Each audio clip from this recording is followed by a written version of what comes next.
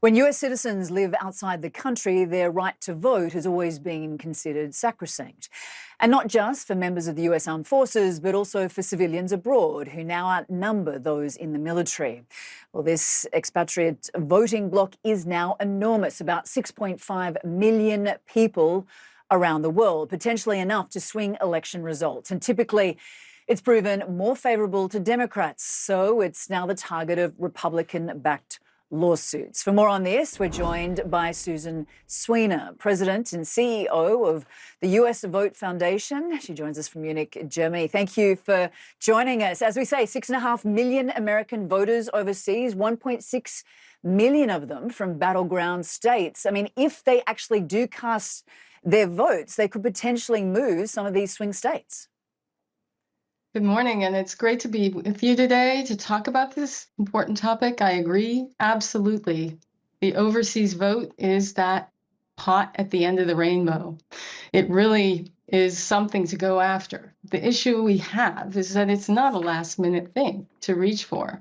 We've seen some of the campaigns issue letters or videos, but this is a long-term thing. And so it remains to be seen whether their efforts really do, these last-minute efforts really do change anything. Tell us about how these campaigns are mobilizing these voters. There's been greater investment this year in reaching out to overseas voters. They're truly hard to find.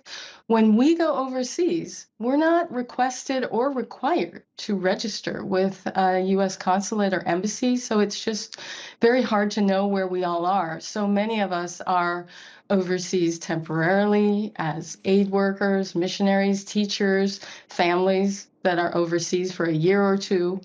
It's difficult to find them when they're out there. And many of them don't realize that when they leave the U.S., they're carrying their right to vote in their pocket.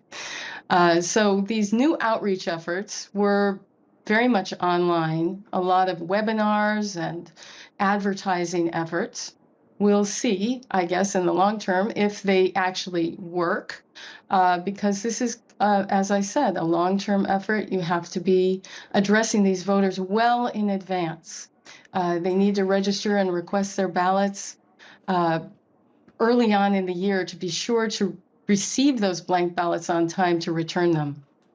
I was going to say, is something that is quantified, early voting, is that available to American expats? And do we have a percentage of how many have already cast their vote? By default, we are all early voters because we are, by default, absentee voters. And we must sign up using one specific form, which does wonderfully two things at the same time. It will both register you as an overseas voter and request your absentee ballot, because we all need those absentee ballots. It should be done as early as possible in the year. And then as of 45 days prior to the election, those ballots start going out. So that was September 21st of this year. Most overseas voters will have cast those ballots quite quickly. Definitely, if they're not already in, you're kind of out of luck. Susan, overseas ballots, as we mentioned, they have been found to be favourable for Democrats. And interestingly, there are multiple GOP-backed lawsuits against them suggesting voter fraud. Will this stand up? And could it cause problems for this election? I think there are a lot of generalizations made. Really, overseas voters are very diverse. You can't assume that they all vote for one party. That's a mistake, fundamentally.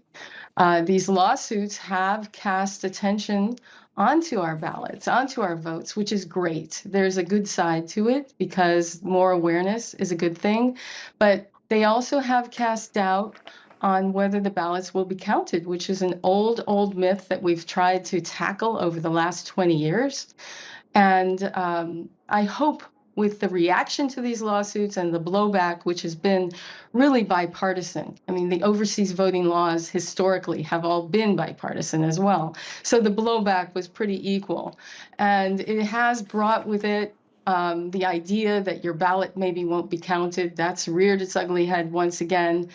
But I hope people have seen the fierce reaction that we have had. We have banded together. Overseas Americans are organized. We've come together and we've fought these accusations quite effectively. Okay. Well, Susan Suinat, we're going to have to leave it there, but thank you for joining us. Thank you, too. Kamala